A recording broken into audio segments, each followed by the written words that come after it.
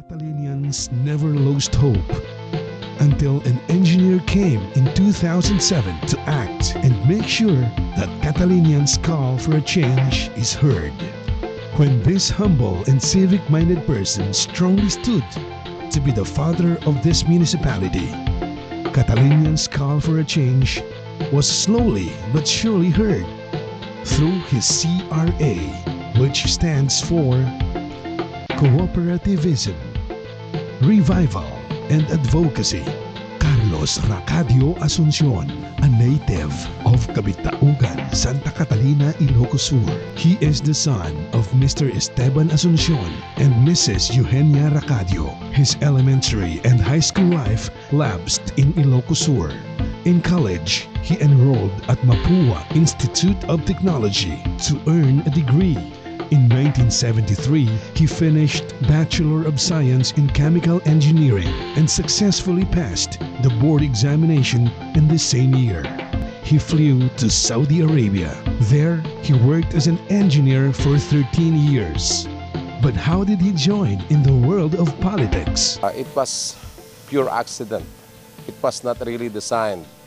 In 1995, dahil nga tiyempo bibit ko palaeng nga si Mang Pet kalpasan at idugmet ngayon nagtrabaho sa Saudi Aramco, Saudi Arabia.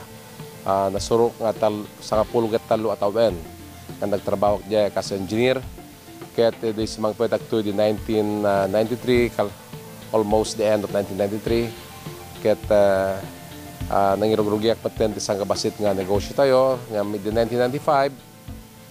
May sakmat kadagiti pinili dahil di ay tibunggoy ni dating nga mayor ti Santa Catalina ni former mayor Eugenio Rabara ket dahil di nga panagpipili sa anak nga nekan iti gasat manugundaway nga agserbi iti kailyan tayo ti Santa Catalina.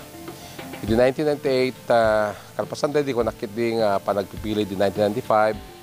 Linaksit ko iti anyaman nga plano iti itatapog iti baneg iti politika ngem kunda tayo iti gasat o renolisyam na sumabat masabat mo lata ket 1998 naman pay kinunak kidi nga sanak to nga tumapog ngem madakman sa jayen nga nakisalisal wano papili di mataga papili nakakasina po Diyos may sa kadagiti napili nga konsehal, may ka-inemnak.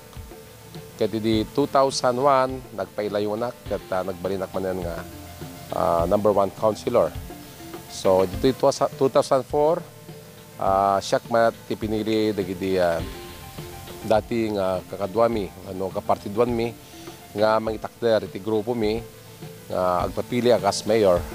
Kaya dahil nga tiyempo, sa anak mat nga napili ng kanya kinakseptar ko latan o dahil iti kaya iti tao. So in 2007 siyak manan iti induron dagiti kakadwak wano kapartidwak at siyak baten ti napagasatan akas mangibagi wano mga pangulo ti daytoy nga ili Santa Catalina. As a mayor, there are times that he feels that he is being challenged.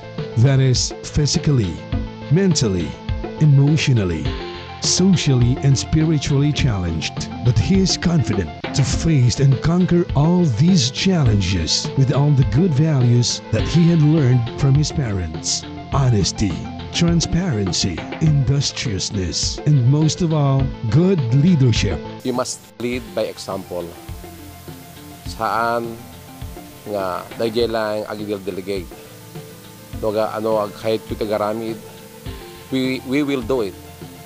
Hankit di nga, you will do it. Of course, we will all do it. So, ti may isa nga leader, iso iti mangidaulo ti amin nga aramid.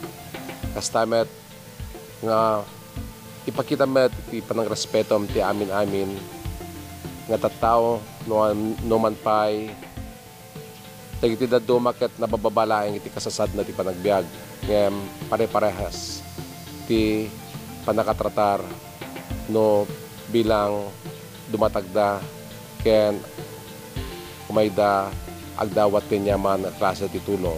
This is Mayor Carlos Asuncion, a small and humble man who has a big heart to his fellow men, a man to be of service to his fellow Catalanians, even just for a short period of time. The aim of Asuncion administration is to cooperate with its people and other socio-civic groups and foreign-based associations in developing structures to support the growth momentum of Santa Catarina and further development. Since Santa Catarina, being situated along the coastline of South China Sea, is gearing to venture in the booming tourism trade, our town offers local and foreign tourists the relaxation brought by beach resorts.